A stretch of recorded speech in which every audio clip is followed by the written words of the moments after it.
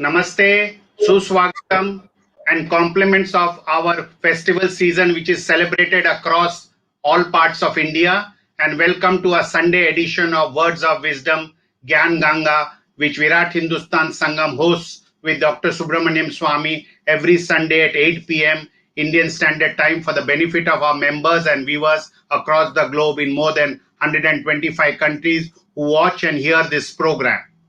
We are on various social media channels like YouTube, Facebook, Periscope, Instagram, Spaces, and podcast channels for the benefit of our viewers in different segments of the social media. Today is our 142nd episode, and the topic today is Hindutva Path to Renaissance of Bharat. Our Virat Hindustan Sangam, popularly which is known as VHS, and its founder, President Dr. Subramanian Swamy, has written extensively on this subject with numerous books, especially starting with the book Hindus Under Siege, which was released by Shankaracharya Swamiji, Jayendra Saraswati ji, and the Sar-Sanchalak of RSS, Sudarshan ji. And after that, he has spoken and written numerous other books, and he has walked his talk along with these books. Dr. Swamy has been responsible for opening of Kailash Mansarovar in Tibet for the benefit of our Hindu pilgrims and led the first batch in 1981 and then again visited it in 2016. He has been in the forefront to save Ram Setu. His writ petition in the Supreme Court led to the day-to-day hearing of the Ram Mandir dispute, which led to the great victory by the judgment of the Supreme Court, and the building of the great Ram Mandir is in progress. On various other Hindu issues like the management of temple should be with the Hindu devotees and not controlled by the government, Dr. Swamy has led numerous court battles in Kerala, Tamil Nadu, Andhra, Telangana, Uttarakhand, and in the Supreme Court. The order he got from the Supreme Court on the Nataraja temple issue in the Chidambaram town of Tamil Nadu is a path-breaking and landmark judgment, and that government cannot take over Hindu temples, and even if it takes over for financial mismanagement, it has to be returned back after a short period and not kept under government control. This can set the trend for all temples of Hindustan being liberated from government control. Last week, viewership across various channels had crossed 77,000 viewers on the program which we had on the year gone by discussing the economy with Ms. Sushita Dalal and Mr. Debashish Bashu. We thank our viewers for their support. I have to thank my co-host, Professor Arvind Chaturvedi from Delhi, and Mr. Ramesh Swamy for their help, assistance, and guidance for this show we put together on every Sunday. I also have to thank our technical team of VHS led by Ashish Shetty, Tejas Navalgol of Pune, Swaminathan from Tamil Nadu, Ishwar Iyer from Navi Mumbai, Rakesh Gadgi from Karnataka, Ajesh Nair from Kerala, and Vishal Mehta from Mumbai for their background support to ensure that we keep our commitments and time with you every Sunday. So with these opening remarks, it is over to Dr. Swamy to discuss a very important and interesting topic which a lot of people today have told us on the social media they are looking forward to. Over to Dr. Swamy.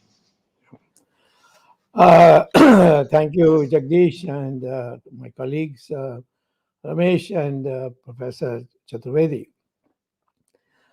In 1947, we had got rid of the British, and it was a struggle for almost 100 years because the British took over India formally with Queen Victoria as the Empress of India in 1857. And by the time the British left India, they had left it in a miserable condition. They had completely bled agriculture by appointing the zamindari system and collecting revenue through them. And there was not much industry. Those industries were all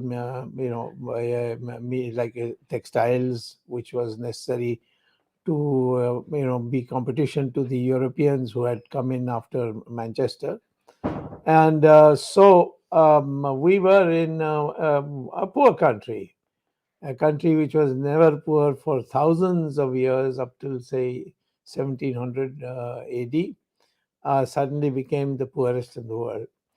And at that time, to the credit of Mahatma Gandhi, I'll say that he had urged that we should actually not only be worried about improving our economy, but also we must have a cultural change and get rid of all the ossification and the hardening that has taken place over the centuries. For instance, untouchability was one example.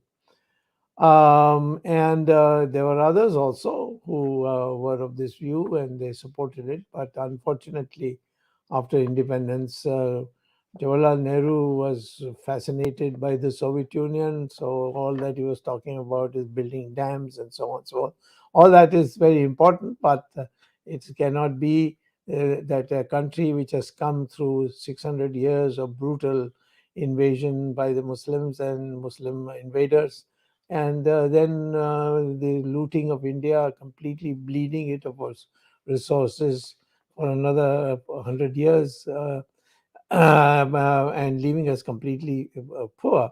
At that time, we needed to have a new mindset, which is what I've been repeatedly saying. I've been giving popularly in these public meetings the example that if you have 1,000 goats, what is my mindset is of a goat. Even if only one tiger comes, they'll all run away. And same thing with a lion, which has got a tremendous aggressive personality, but brought up as a pussycat in the circus, become like pussycats in the circus. They perform for the public as the ringmaster orders them to do. So, in this regard, therefore, India's mindset was that we were a poor country. The British saved us. They came, they put us together, and so on and so forth. This is the kind of rubbish that today we don't hear. But even I, as a young little boy of 7 years, I used to be fed this nonsense, especially if you went to a Christian missionary school, which I did. So, therefore, I have been emphasizing from day one that the we you know I'm not saying this country should become a Hindu state that some people want. No, that's never been in India. We have never allowed that to happen. But we do worship Bharat Mata and the cultural traditions of the country. And throughout the period, you found all the kings only focused on the cultural aspect. Even when we went abroad and conquered countries, like we conquered parts of China, we got Thailand, Southeast Asia, so on. We only did cultural work there. Indonesia, there's no report of brutality or takeover, massacre, looting, nothing. And Indians had all through the globe, and particularly in Southeast Asia and East Asia, had been sending armies and taking over, building temples, teaching them. We taught what is known as wushu, that is in China, and which is now translated, went from China to Japan, and the Chinese translation of wushu was karate. And of course, we are now in a situation where we think we're getting a Japanese karate. We are learning that. So the mindset needs to be changed, and that is only comes by Renaissance. So I'd like to start with the first the definition of what I mean, the some key words in the title: Hindutva and Renaissance. What do they mean? And as far as the path is concerned, the Indian path is peaceful, argumentative, coming to a conclusion. And the Shankaracharya invented the concept of Shastrat, and he went from Kerala all the way to Kashmir. The country was that time predominantly a Buddhist country, and in special school. And ultimately, he went everywhere. He had a debate, and in the debate, the condition was that the person he's debating, if he lost, he would become a Hindu, a Sanatana Dharmi, or Advaita to be more exact. And at the same time, if he lost, then he would convert to Buddhism. And he won all the way up there. And in fact, many of the people he defeated, very famous was Mandana Mishra in Bihar. He became the first Shingeri Shankaracharya. So we have throughout history tried to persuade people by arguments. And it's always only when arguments fail that we have resorted to force.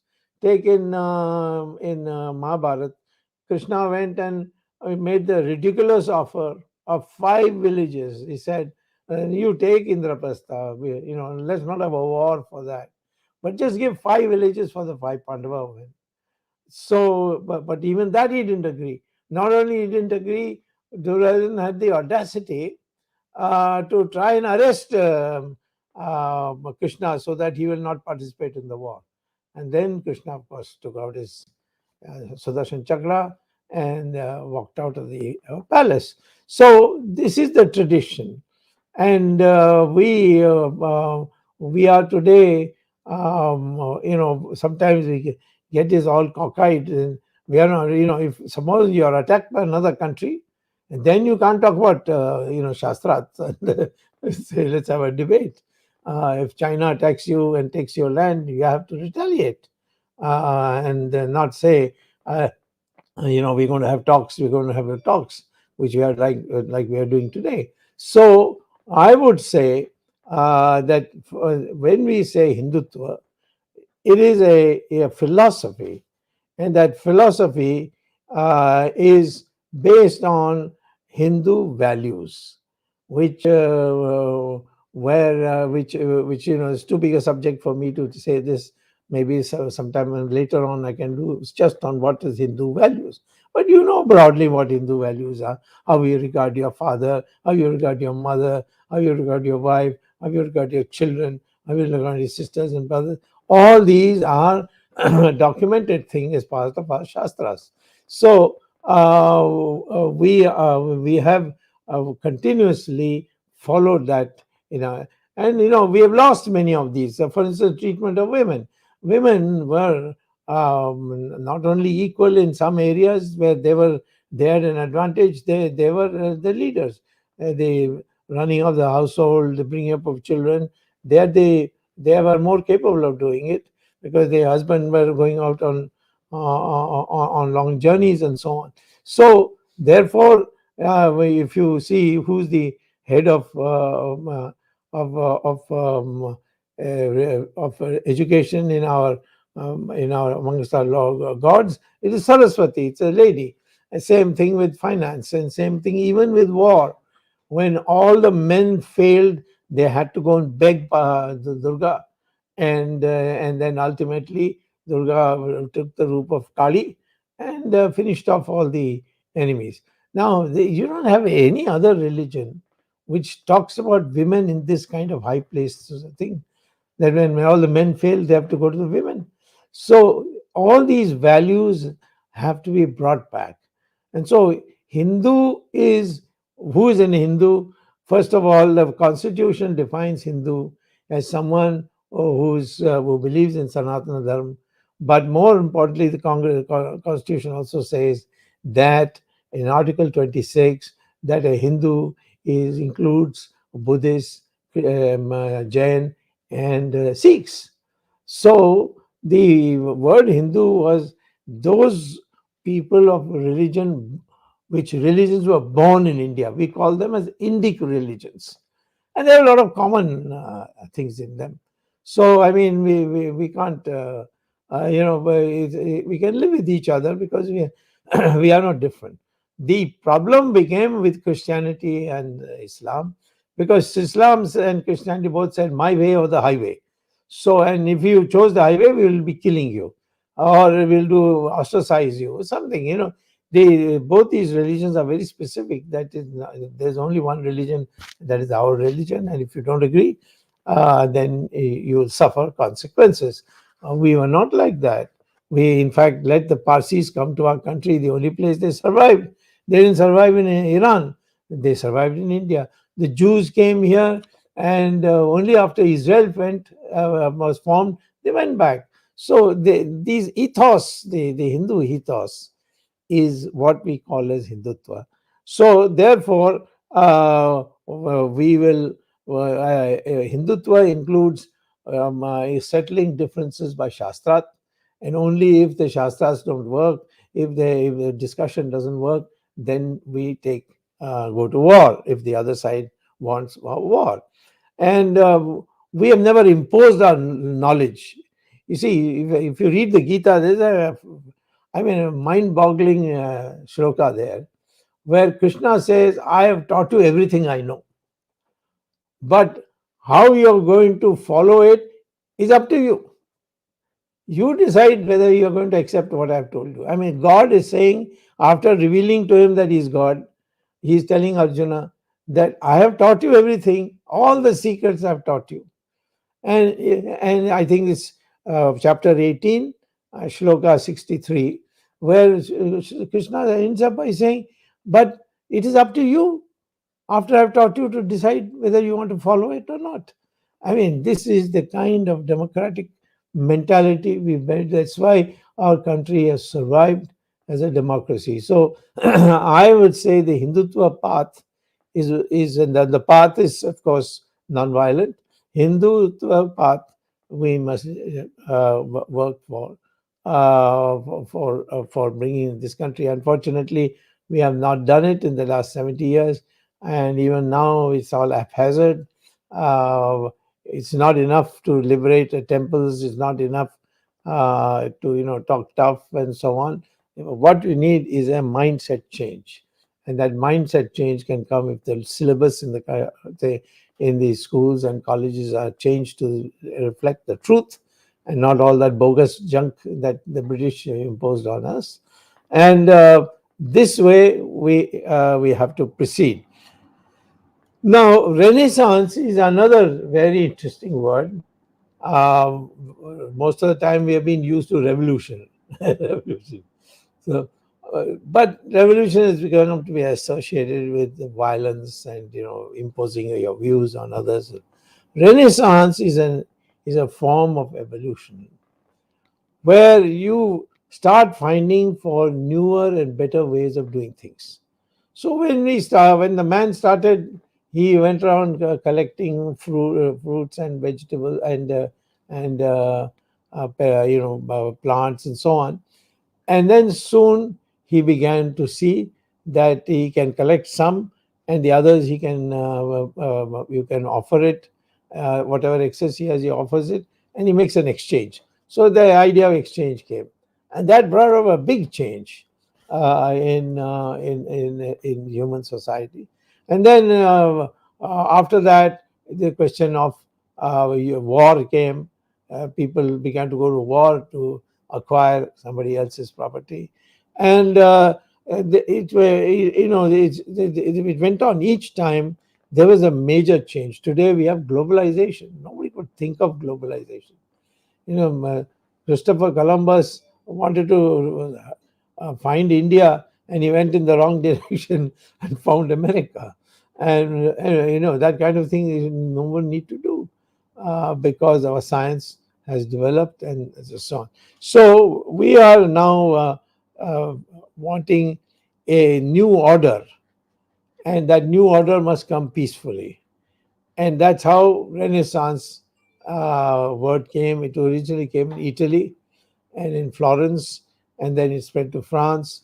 Any basic change of the people's thinking, behavior, discovery, this is called Renaissance. and Renaissance is what we are looking for. We have already been through several changes. As I told you, in the very beginning of humanity, we were loners. We all were running around ourselves. Then bilateralism came. Then currency came using gold and silver. Then paper currency came. And now cryptocurrency has come when everything is disposed of.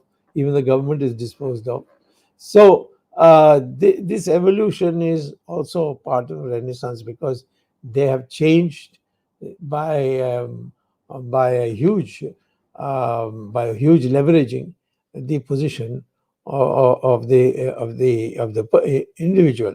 So now, what is Renaissance in India today? Supposing somebody says, "What is Renaissance? Men and women are equal." That's not. It's very superficial. Or saying that everybody must get educated. That's also, I mean, without an anchor. Renaissance, according to me, in the Hindu context, because this is what we have, which is what has been suppressed. All these thousands of 1,000 years, the Hindus have been suppressed. Nobody else has been suppressed like the Hindus have been suppressed, and therefore a lot of things have got ossified, and so we have to now bring about a major change, a renaissance in Hinduism itself, in sense of what you know is Hinduism. Otherwise, Hinduism is Sanatana, and so therefore, nobody can even dare to think of changing it. What I'm saying is the Hindu practices have to be brought in, changes.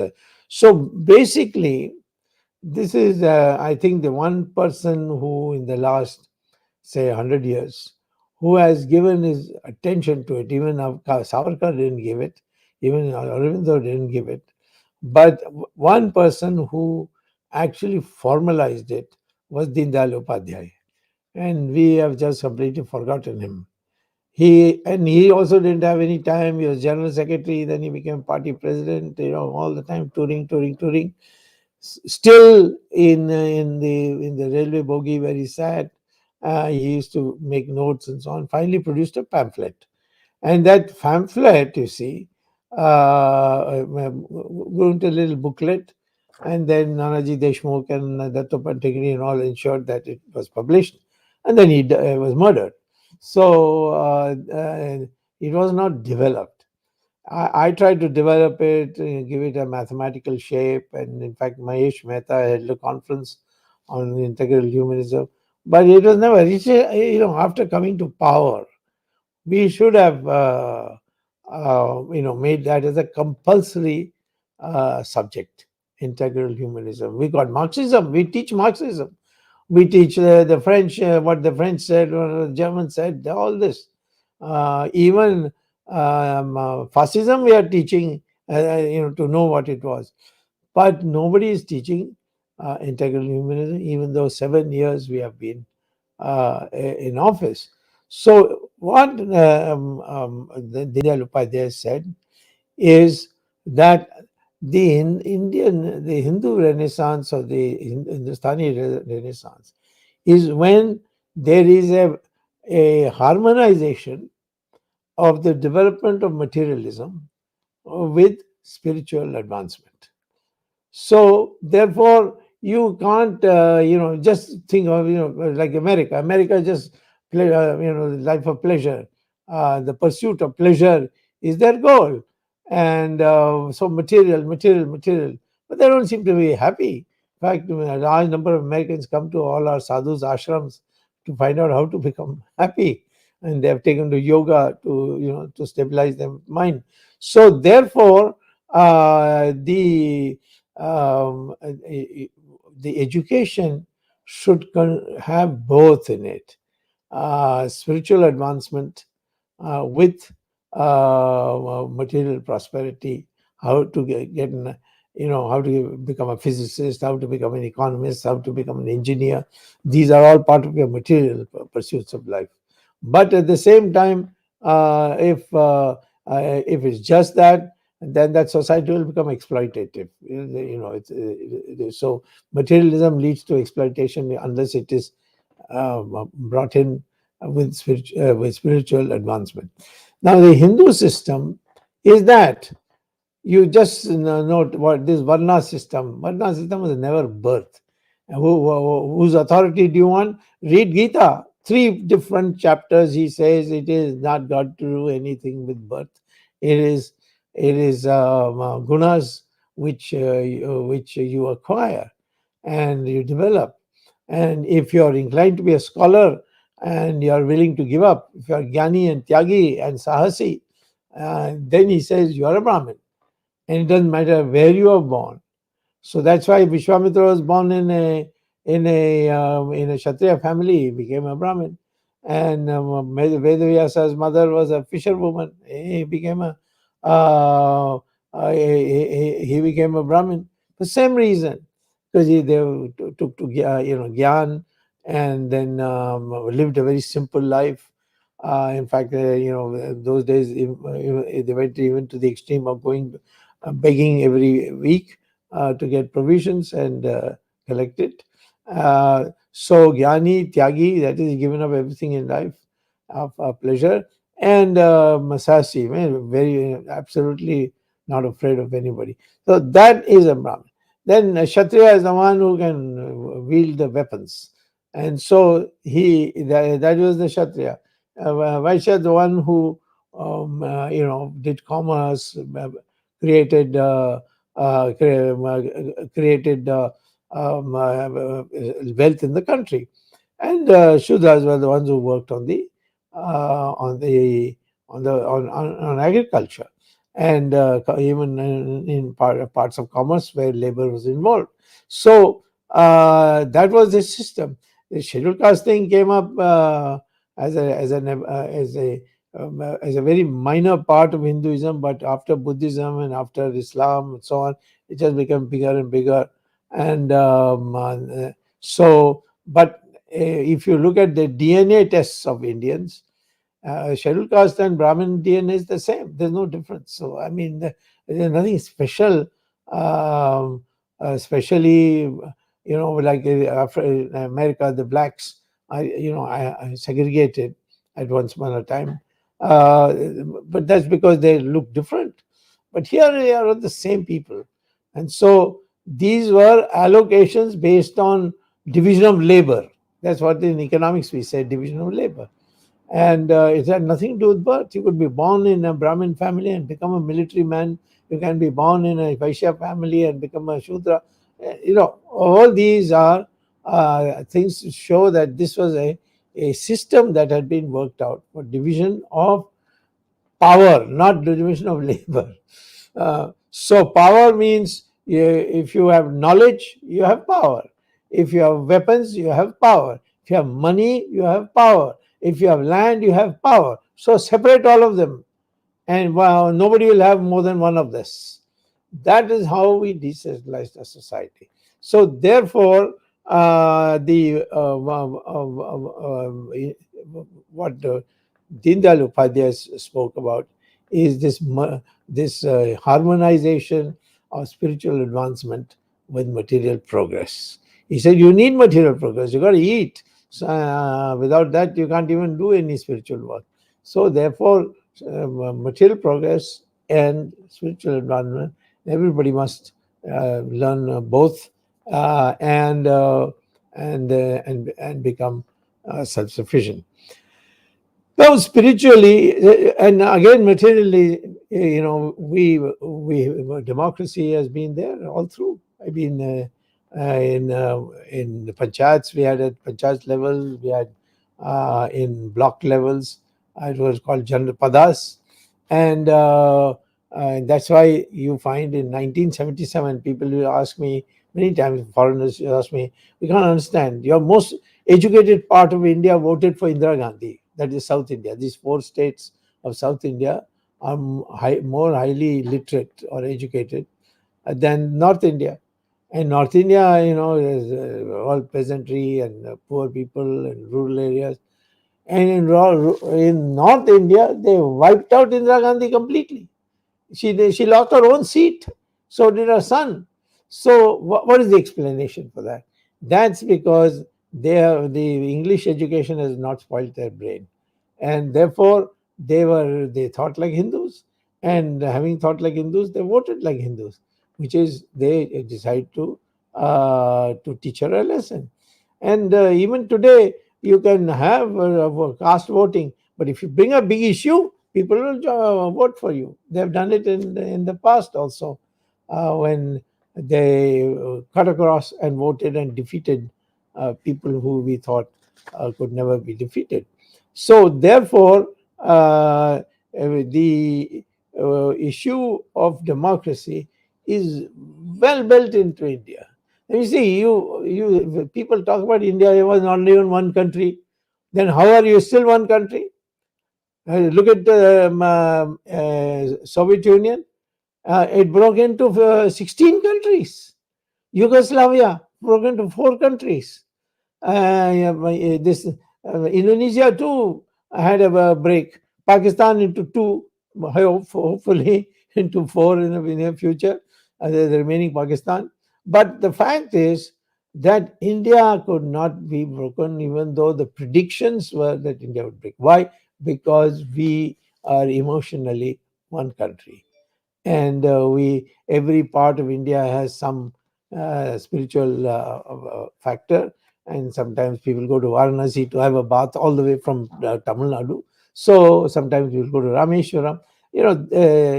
So therefore, this concept that democracy is something which the British gave you.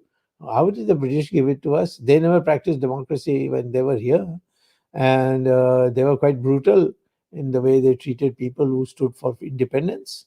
They never listened. Gandhi was different. Gandhi was someone who was saying that I will not use any method to get rid of you.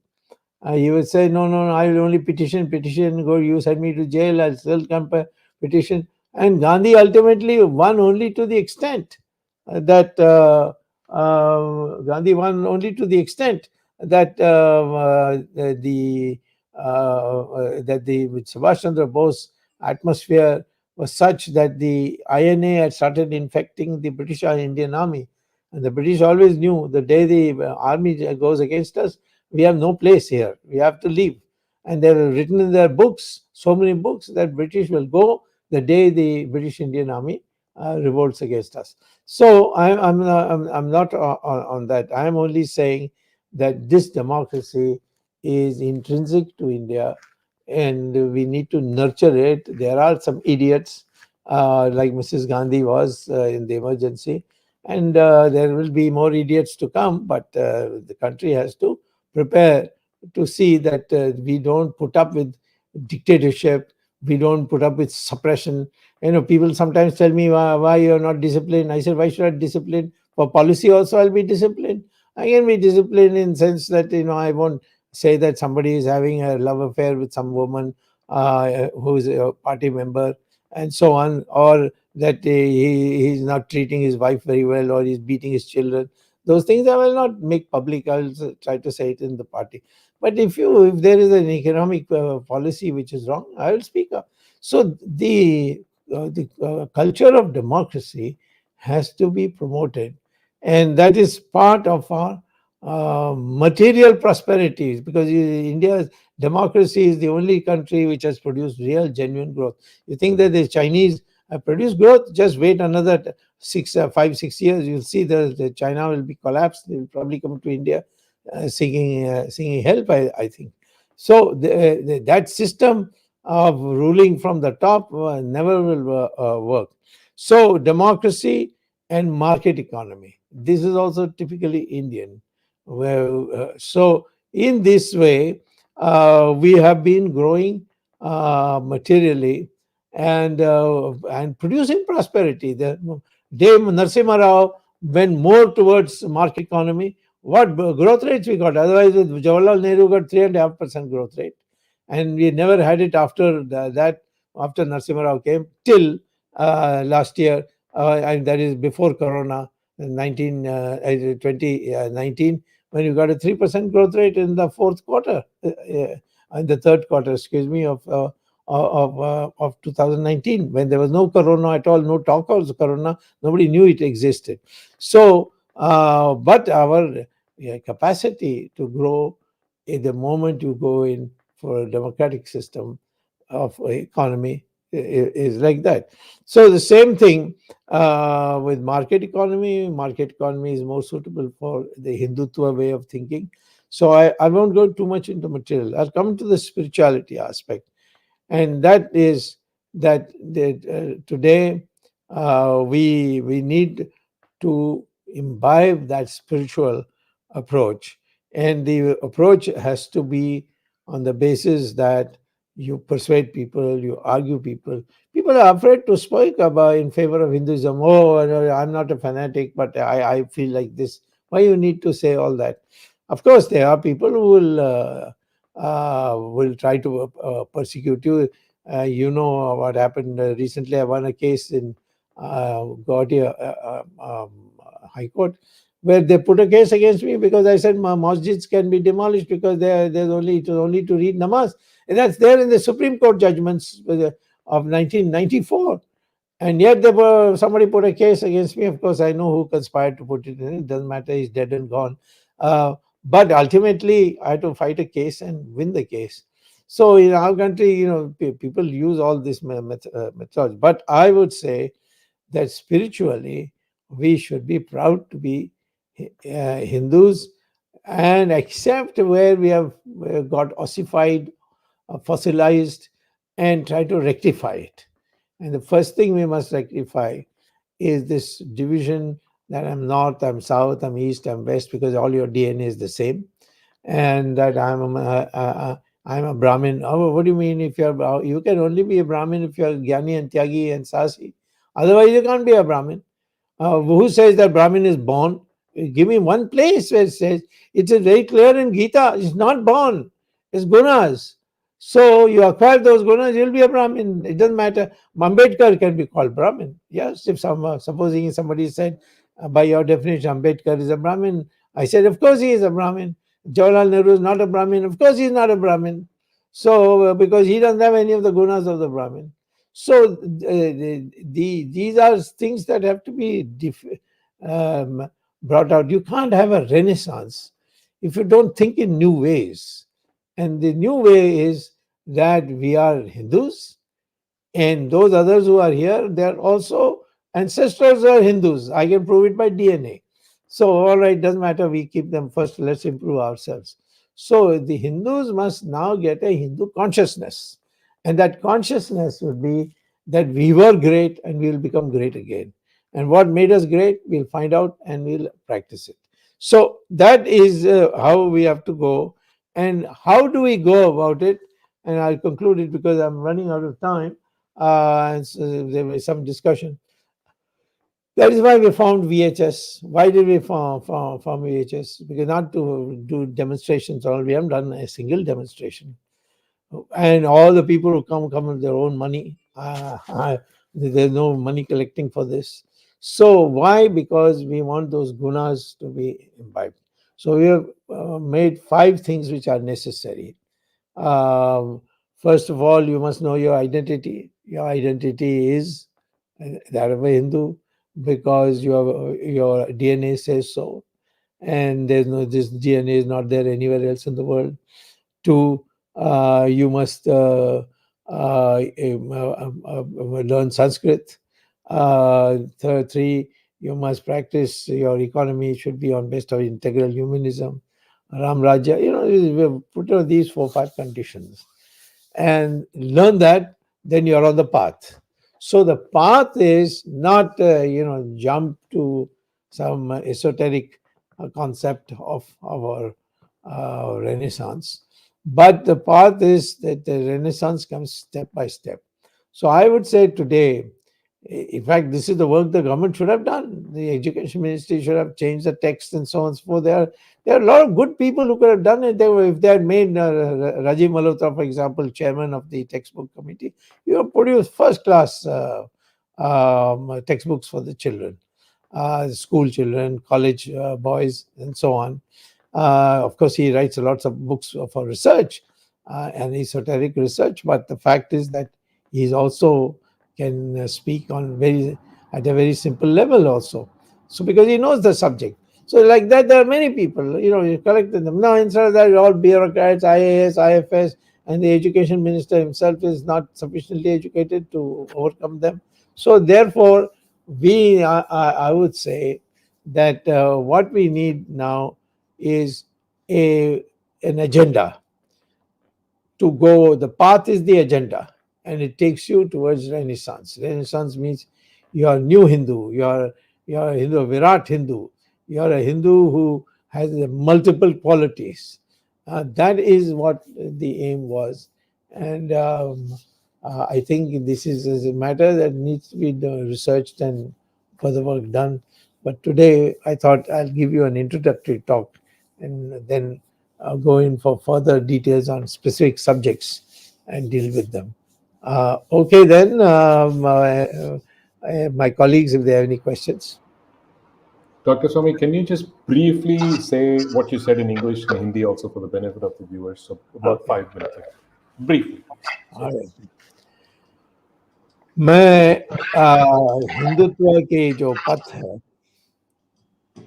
Hindutva देश में लाने के लिए जिस रास्ते से जाना है और उससे एक पुनरुत्थान देश में पैदा करना है, वो कैसा किया जा सकता है, क्योंकि हमारे पुनरुत्थान की बहुत अनिवार्य हो गया है। क्योंकि पहले 600 साल अंग्रेज़ों ने यहाँ मारपीट और हत्या ये वो सब करके लूटा, सब करके दबाया, ज़बरदस्ती हम लोगों को धर्म परिवर्तन करवाया। तो ये एक 600 साल इसमें गई। हम लड़े, ये नहीं कि हमारे लोग नहीं लड़े, परंतु जिस परिस्थिति थी उसमें जहाँ हम अकेला पड़ गए उसमें हमें नुकसान उठाना पड़ा। और दूसरा है, ये अंग्रेज़ आए, इन्होंने पहला हमारे दिमाग पर बदल लाने के लिए उन्होंने संस्कृत को ख़त्म कर दिया। कहा कि संस्कृत को कहीं नहीं पढ़ाया जाएगा, जो लाइब्रेरी बुक्स हैं जहाँ संस्कृत के बुक्स हैं उसको जला दो। एंड इससे उन्होंने अंग्रेज़ी लाए। अंग्रेज़ी आने के बाद अंग्रेज़ी की जो संस्कृति है, जो उनके फोर्क नाइफ में खाने की वो परंपरा, ये सारी चीज़ें उन्होंने हमें जैसे कहा था अंग्रेज़ों ने कि we want to create a Indian who dresses like an Englishman, who speaks like an Englishman। इस प्रकार से एक अंग्रेज, बट सिर्फ उसकी चमड़े में अंग्रेज नहीं होगा, बट उसकी रंग में नहीं होगा, परंतु बाकी सारे जो संस्कार हैं वो अंग्रेज के होंगे। ये उनकी उन्होंने लगाए, उनकी सारे एजुकेशन सिस्टम झूठ बोल दिया, हम आर्यन थे, द्रविडियन थे, सब बकवास ये सारे भर करके इन्होंने ये किया। तो ये दोनों जो हमारे देश में ब्रेन वॉशिंग हुई, जिसको यानी जिस प्रकार से हमारी मस्तिष्क या हमारी जो सोच विचार है उसको उन्होंने विकृति लाई उसमें। तो वो उसके जगह में अब एक देश में एक पुनरुत्थान होना चाहिए, और उस पुनरुत्थान में कि हम वास्तव में क्या थे और क्या हो सकते थे, क्यों हम दूसरे लोग हमारे ऊपर राज कर सके, और अब हमें आगे बढ़ने के लिए किस प्रकार से जो एक विराट यानी प्रतिमा है उसको हम बना सकते हैं। ये इस पर हमने आज चर्चा की थी। तो मैंने कहा कि कई चीज़ें तो अभी हमारे पास है, जैसे हमारी आर्थिक विकास कैसी होनी चाहिए, उसमें हिंदुत्व में ये है कि भौतिक विकास पर्याप्त नहीं है, और भौतिक विकास से समाज में आपकी कोई प्रतिष्ठा बनने वाली नहीं है। सिर्फ भौतिक विकास से अमेरिका में बनती है, यूरोप में बनती है, कई जगहों में बनती है, बट हिंदुस्तान में इतिहास है कि जो गरीब जैसा आदमी है, परंतु वो उसकी जो उसकी एक भगवान की जो देन है, उस देन को वो अपनी जबान से लोगों को बताते हैं, वो ज़्यादा ऊपर होता है। गांधी जी तो सिर्फ एक लंगोटी पहन के घूमते थे और उनको सब महात्मा मानते थे।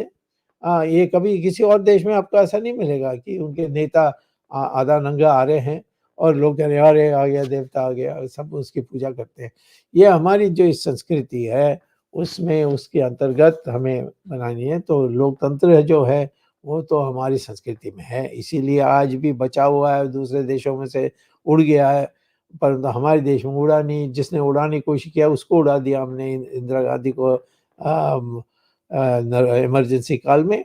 तो मैं ये एक बात कहता हूँ कि जो हमारी रक्त में है उसको जगाना है और उस जगाने के लिए एक पुनरुत्थान की योजना बनानी चाहिए।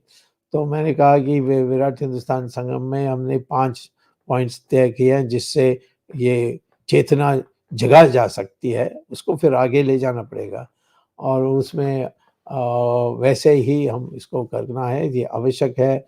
हमें सिर्फ आर्थिक विकास कर दिया, हमने ये कर दिया, हमने वो कर दिया, ये पर्याप्त नहीं है, ये तो आ जाएगा अपने आप। हमारी एक मंशा होनी चाहिए और वो मंशा जो है वो विराट मंशा, उस मंशा को हम अपने स्कूलों कॉलेजेस से, अपने परिवार में, घर के अंदर, हमारे व्यवहार से, इससे लोगों को लगना पड़ेगा कि हाँ ये लोग मिटने वाले नहीं हैं, दबने वाले नहीं हैं और हर समस्या का वो समाधान ढूंढ सकते हैं। वो भले जैसे कृष्ण भगवान ने पहले कहा कि 5 गांव दे दो, उसके बाद महाभारत कर दी, वैसे इनको शांति से व्यवहार करोगे तो सब अच्छा होगा, नहीं तो वो फिर आपको मिटाने में लग जाएंगे। इस प्रकार के एक चरित्र, एक आपकी इमेज जिसको अंग्रेजी में कहते हैं उसको बनाने की आवश्यकता है। उसमें मैंने अपनी रूपरेखा रखी है। मैंने कहा ये तो आज एक ही लेक्चर है, आगे भी मैं अब एक एक विषय को लेकर थोड़ा गहरा में आपको इसको संबोधित करूंगा। Thank you, Dr. Swamy. So, a lot of people have asked some questions. One of them, you touched upon this topic of the education system that we need Yeah. somebody like Rajiv Malhotra to do. You cut off. Yeah. So, sorry, even after so many years, we still, the CBSE books that we are seeing today has so many things that are anti-Hindu, more of an leave alone Hindutva. So this, I think the foundation has to be laid, as you said. Otherwise, the future is not so great. So, Yeah. what can be done to make this government at least realize, Dr. Swamy? So that's the first question. A lot of the viewers are asking this. The second one that some of them have raised is Hindutva. Even though you have described it so beautifully that it's non-violent, it's based on arguments, it's based on facts. The painting that's being done of Hindutva is being made it radical. So how do we counter that? So those are the two questions that I have.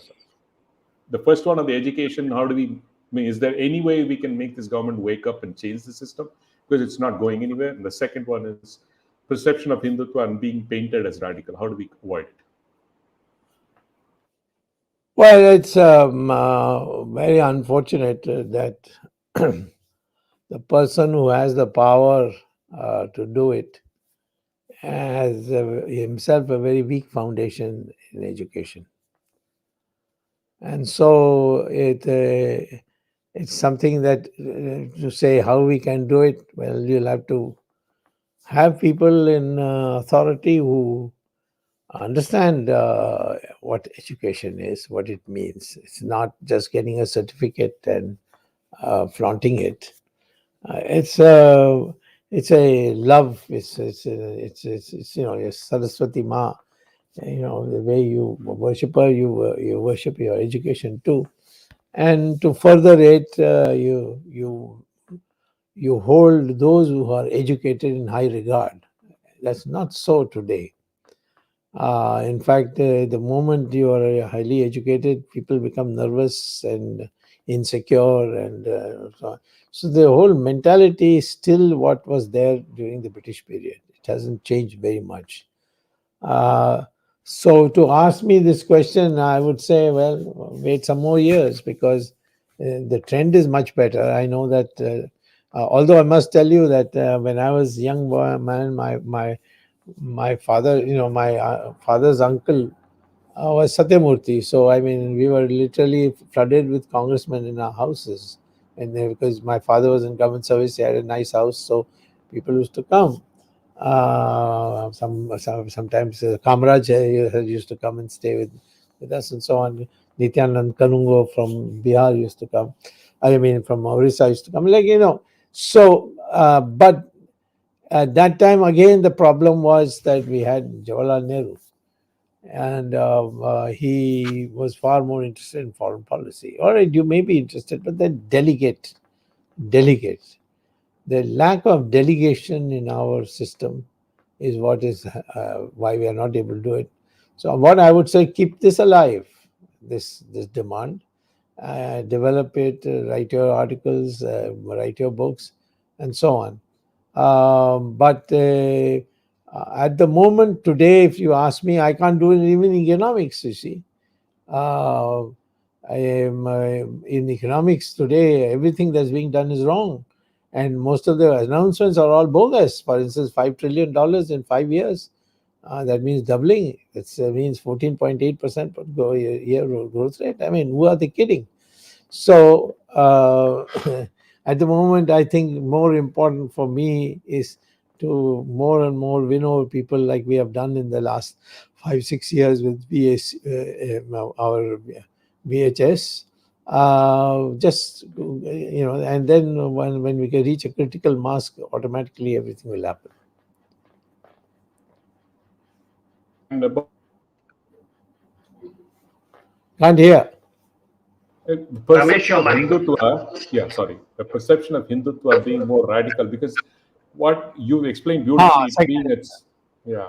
So instead of No, earlier, they, that is deliberate. You see, Harvard University, where I taught for 50 years, off and on, I mean, I'm not continuously, and 10 years, did so much teaching that even the Nobel laureates who have won, who were my students, now are recognizing it publicly. When I went to China to address a conference, the guy who got the Nobel Prize for systems analysis from the University of Chicago had come, and the first thing he said is, "I'm so pleased that my teacher is also here with me."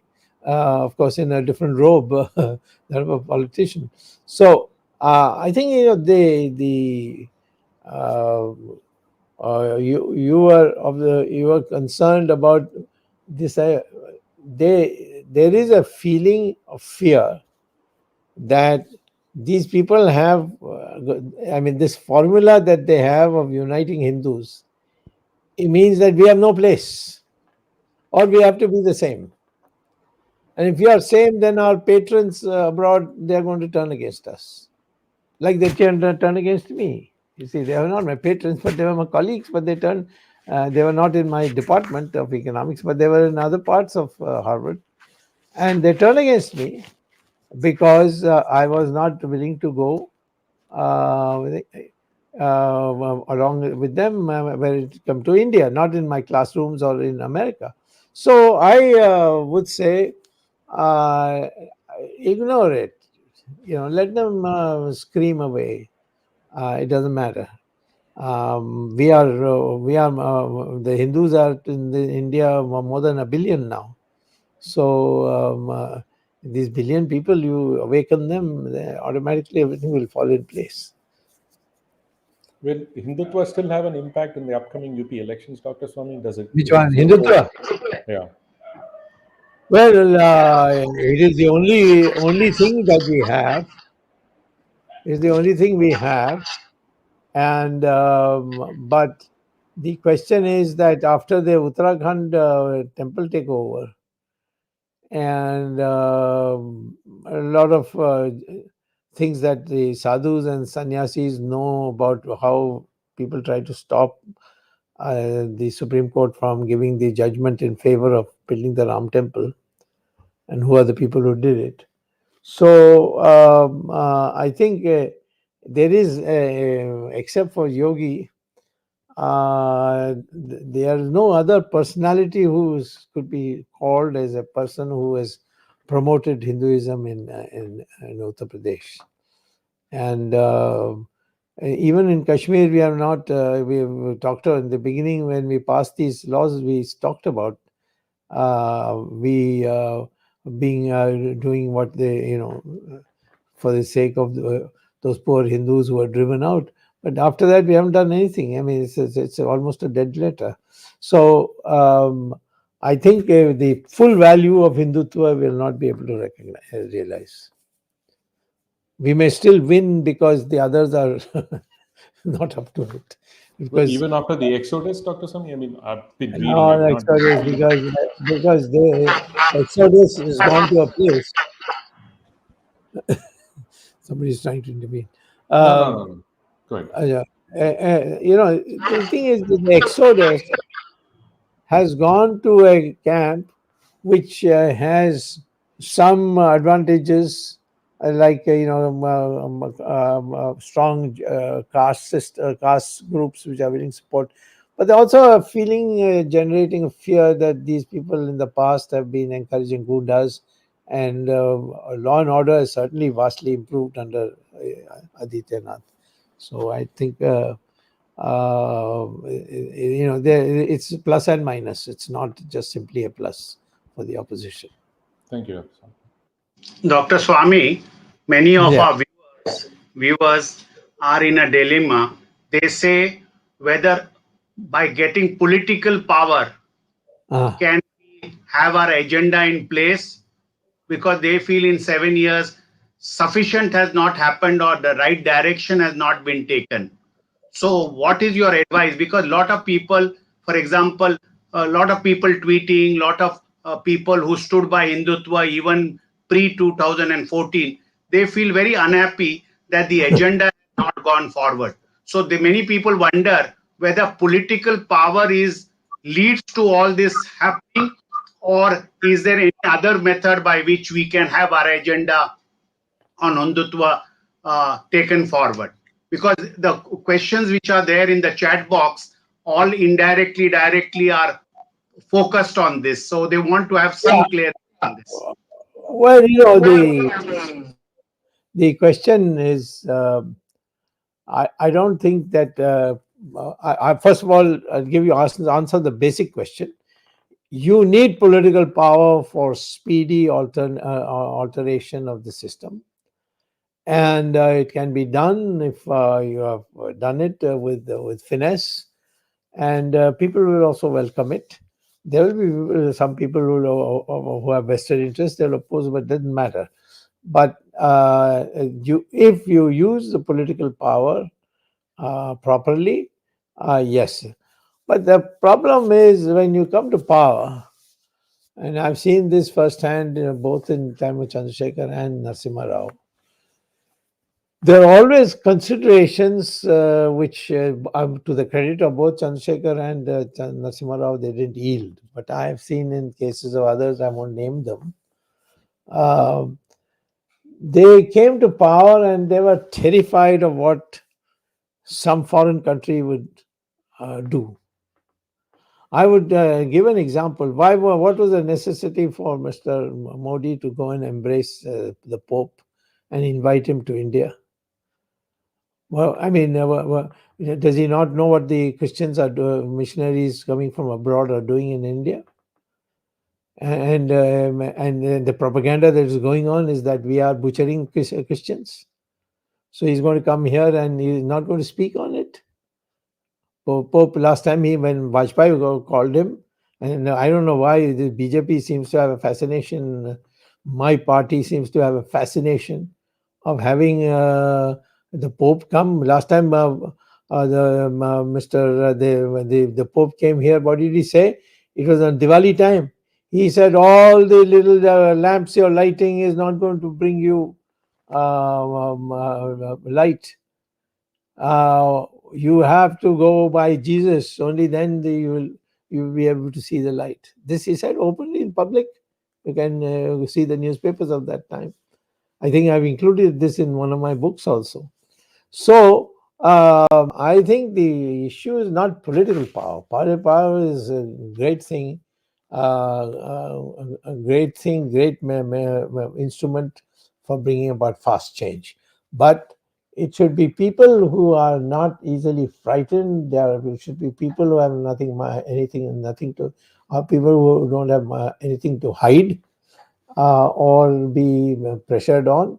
That kind of people have to be selected, and it takes maybe it'll take time, but it can happen. But till then, you don't have to despair. I mean, keep it alive, keep the whole movement alive.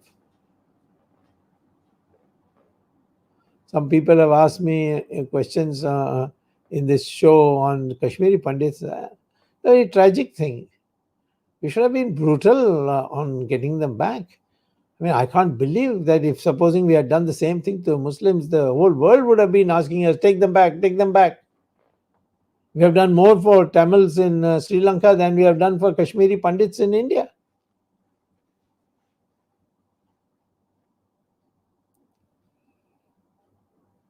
Arvind, you have another question before we wind up? Arvind ji, yeah. Yeah, Dr. Swamy, I was waiting for my turn, and turn has come late.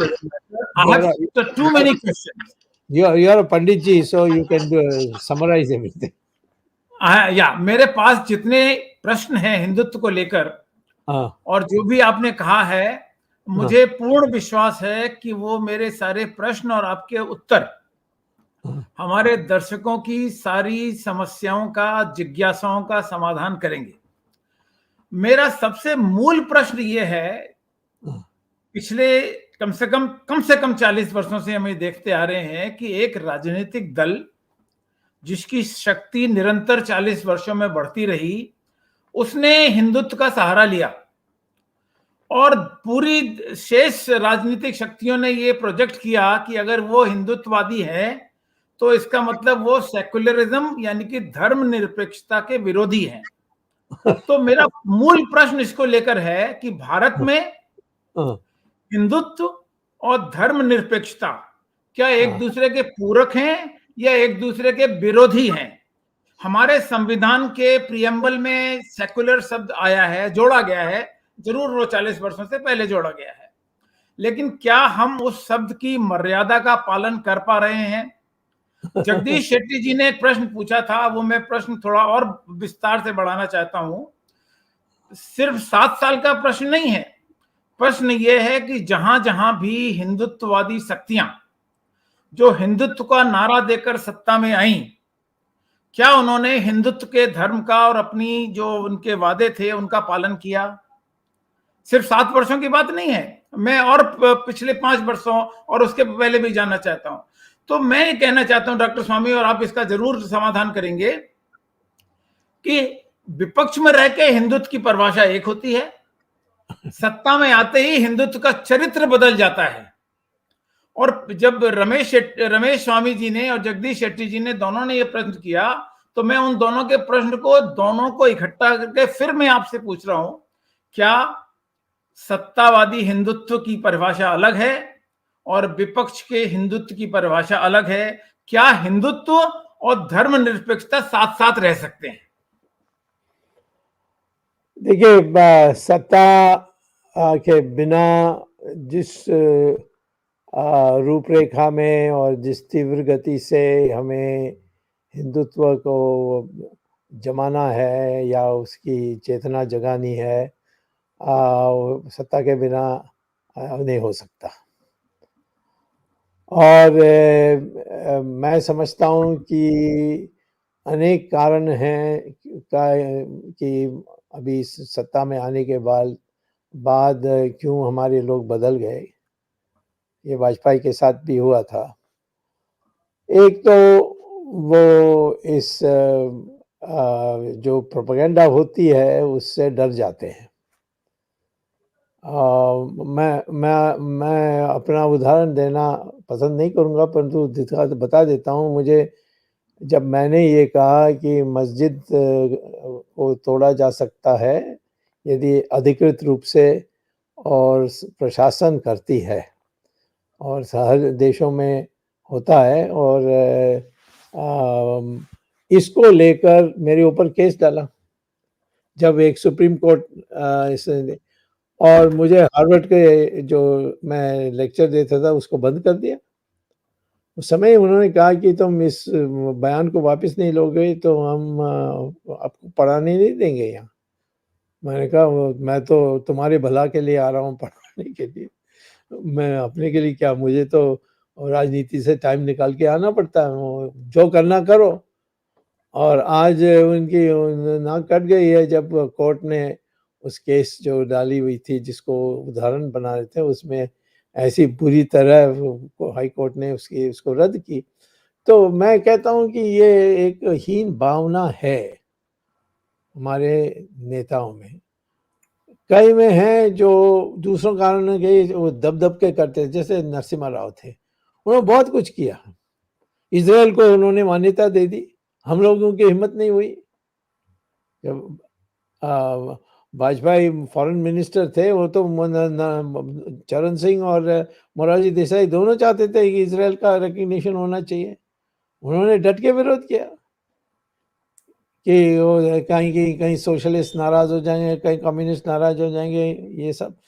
तो एक आप power में आने के बाद सिर्फ अपनी लोकप्रियता और अपनी प्रचार और अपनी मान्यता विदेशों में, ये नहीं सोचना चाहिए। मैं आया हूँ इससे, मेरा एक धर्म है कि ये जो मैंने वचन दिया है चुनाव में उसको मैं अमल करने के लिए हूँ, उसमें मिट जाऊंगा तो मिट जाऊंगा, परंतु मुझे करना है। ये मंशा एक तैयार की जानी हो पड़ती है, परंतु मुझे पावर में आया, सदा के लिए पावर में आना है, ये डर है मुझे ही। आप देखिए ट्विटर में कितने लोग कहते हैं कि तुम जिस तरीके से बोलते हो तुम्हें राज्यसभा नहीं देंगे, जैसे राज्यसभा कोई बड़ी चीज़ है। मैं तो 6 बार पार्लियामेंट आ चुका हूँ, मुझे एक राज्यसभा के लिए मैं भूल जाऊंगा? कैसे लोग हैं, पता नहीं क्या कौन सा मंशा है, और यही हीन भावना पैदा करती है। घर में भी माँ बाप बच्चों को इसी प्रकार की भाषा में समझाने की कोशिश करते हैं। तो मैं समझता हूँ कि जो है अब वास्तविकता में इसमें सत्ता से इसको मत जोड़िए, सत्ता से इसको मत जोड़िए। मैं ये कहूँगा कि सत्ता में ऐसे लोगों को बैठाना चाहिए जिनमें हीन भावना नहीं है, और और जब वो हीन भावना दिखाते हैं उसी समय उनको या चेतावनी देनी चाहिए या वो गद्दी से उतार देना चाहिए। और हमारे पास ऐसे शक्ति एक व्यक्ति के पास, ये अच्छी बात है बीजेपी की कि ये एक व्यक्ति का पार्टी नहीं है, जैसे अनेक अन्य पार्टीज हैं। तो यदि जो लोग कर सकते हैं उनको कहना चाहिए कि ये जो हमारी एजेंडा है इसको क्रियान्वित करो, वरना तुम अगले बार प्रधानमंत्री नहीं बन सकते हो या मंत्री नहीं बन सकते हो। Dr. Swamy, I have one very another fundamental question. You mentioned about the Varna system and the Yes. caste system. Yes. We have a very large community within the Hindu religion called scheduled caste in government language. Yes. Mahatma Gandhi called them Harijans. Yeah. In now official, unofficial political language, they are called Dalits. Yes. Dalit, if you translate in English, it is oppressed. Yes. So we have acknowledgedly 20% people who are oppressed at the hand of remaining 80% Hindus. Now, can we survive in a society where we have a recognized oppressed component or a section of the people, and lot of government schemes for last 60 years, if not more, or maybe 70 years, are addressed to this particular section, and we are unable to do anything? Can we do something in Hinduism or Hindutva, call it whatever you like, to remove this caste barrier and banish this section called, the name called Dalit, not the section, name called Dalit, so that everybody is equal. People say Sanskrit is only for Brahmins. Why should Sanskrit be for Brahmins? No, it's not for Brahmins. Yeah, so No, no, but there was a question even in your yeah. Tamil Nadu that whether Dalits can become pujaris. Why not? See, They are also Hindus. Tamils is the fault is ours in North India, not the Tamil. I was there when Chandrasekhar was there. You know that you were also part of my team. I went and sat there and dismissed the government. People said rivers of blood will flow because he had 2/3 majority in the assembly. I said the real Tamil will stand up. All these others will run away. And exactly what happened. Not even a cycle was burnt. And we held elections in which out of 234 seats, Mr. Karunanidhi's party got only 2 seats. So I think the main problem is whether even in the Dalit movement, my personal experience is overwhelming majority of Dalits would like to see their assimilation take place. And that can partly begin by openly saying what Lord Krishna says, it is not got to do with your birth. Whatever your varna is, or avarna is, it is not got to do with your birth.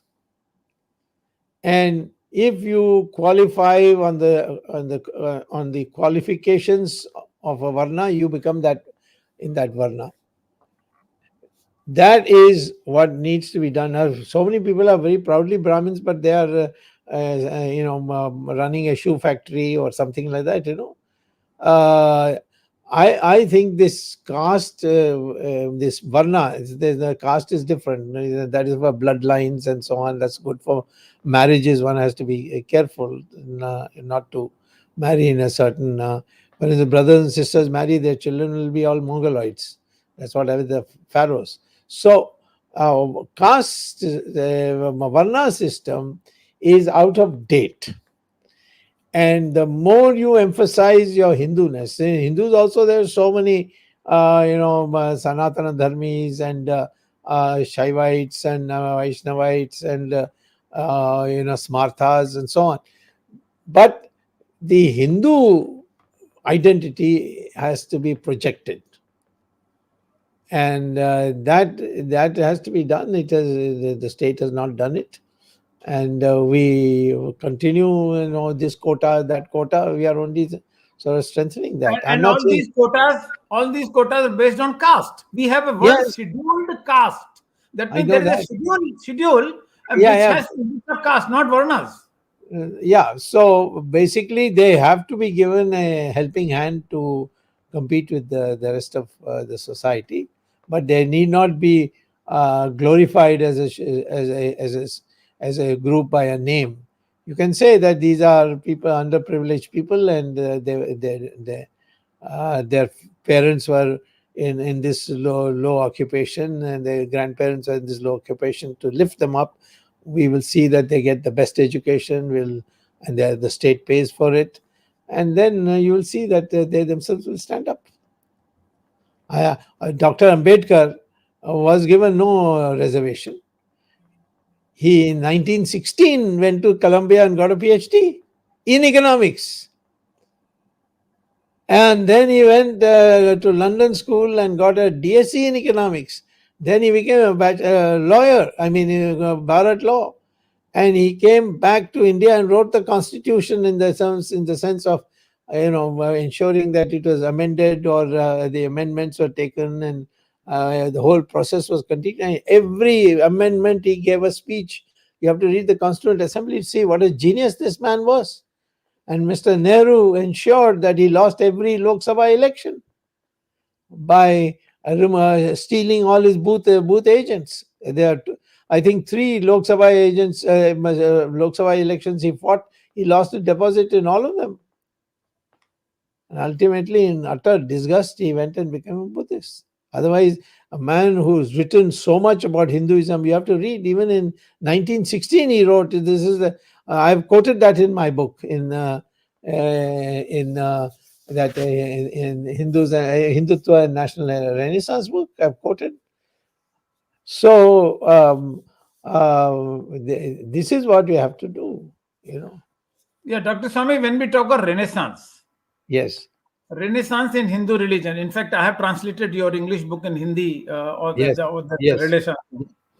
When we talk of Renaissance today in 2022, yeah. do we include in our agenda to eliminate the caste system in order to get the Renaissance in Hindu system?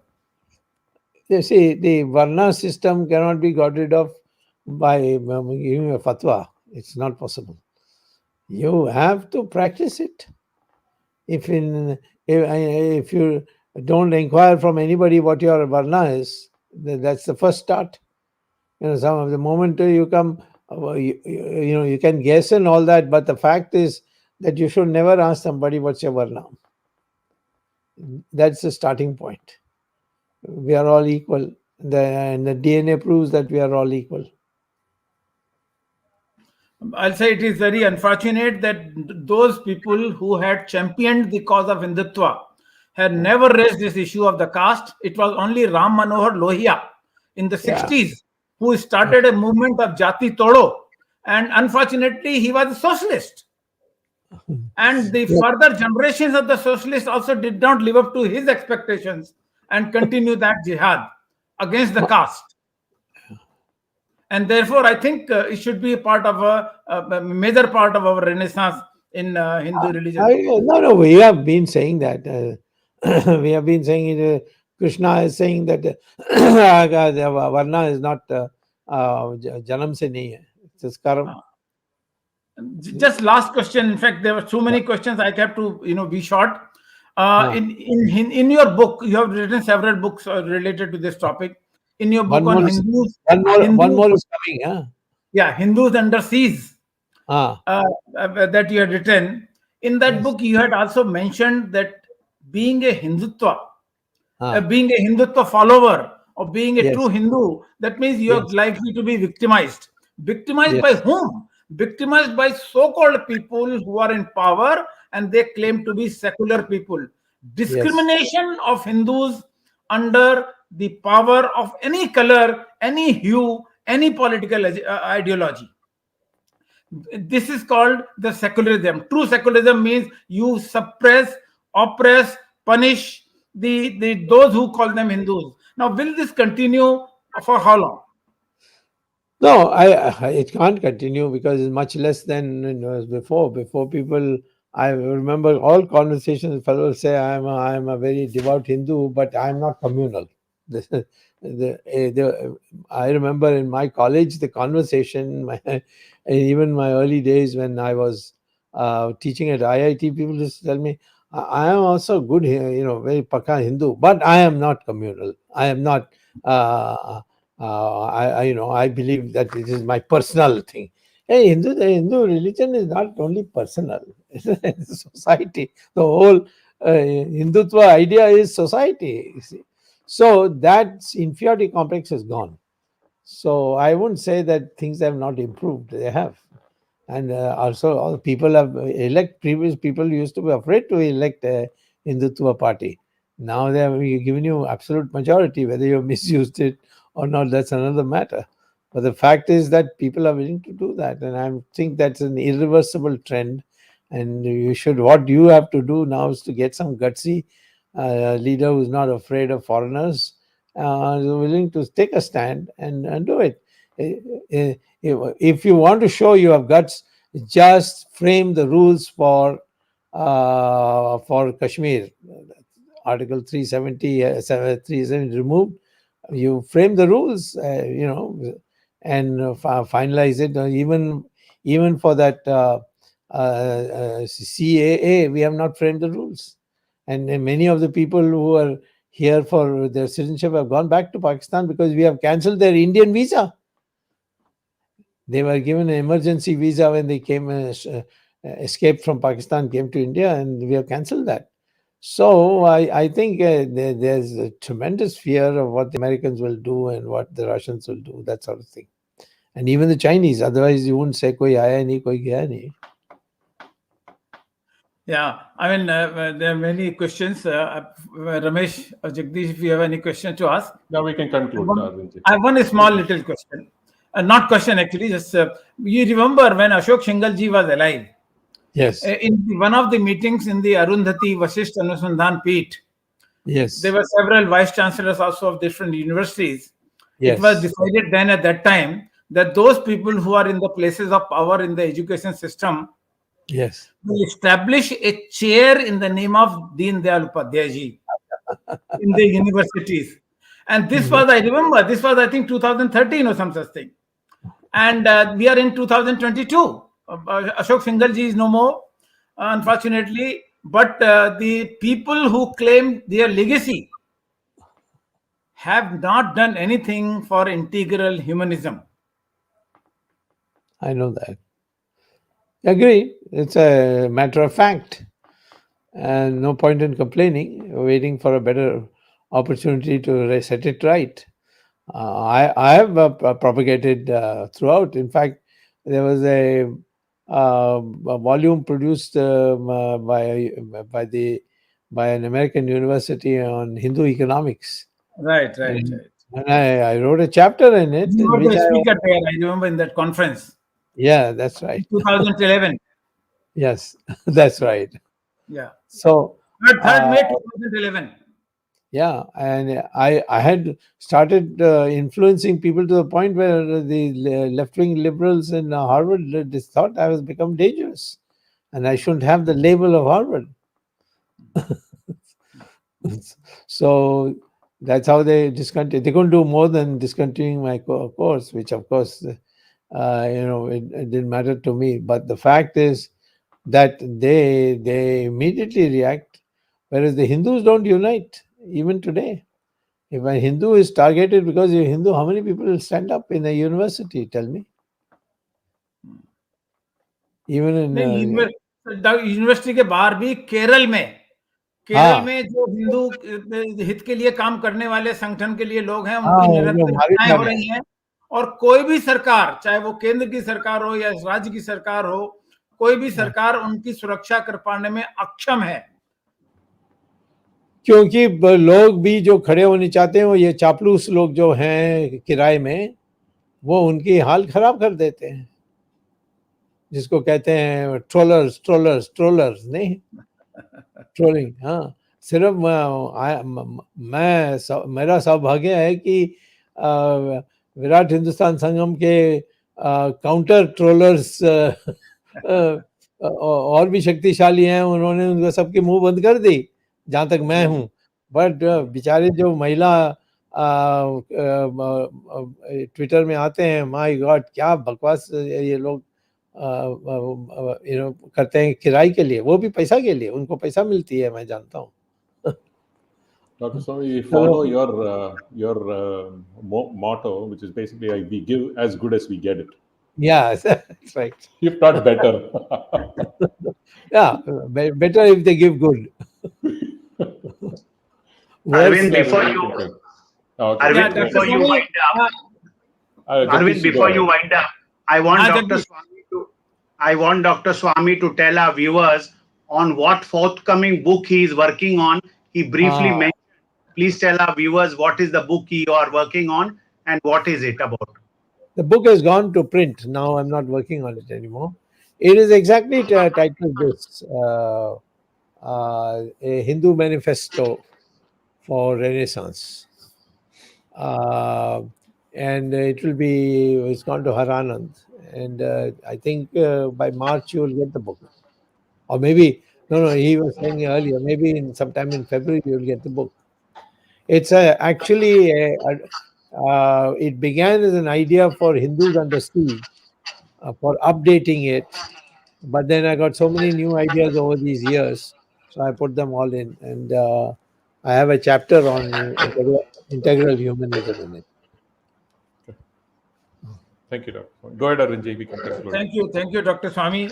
ये एक ऐसा विषय है जिसके विषय पे हम अनादिकाल तक बात करना चाहें तो बात कर सकते हैं, क्योंकि हर एक के प्रश्न में मैं एक बहुत मूल प्रश्न पूछना चाहता था, वो दिमाग से उतर गया, लेकिन वो जैसे मैंने कहा कि इतने प्रश्न हैं, एक कार्यक्रम में सबको पूछना संभव नहीं है, और हम जरूर इस विषय पे एक दूसरा कार्यक्रम रखेंगे जिसमें कुछ हमारे जो दर्शक हैं, व्यूअर्स हैं, उनके जो क्वेश्चन है, उनके जो प्रश्न है, उनकी भी प्रश्नों का उत्तर डॉक्टर स्वामी दे पाएंगे।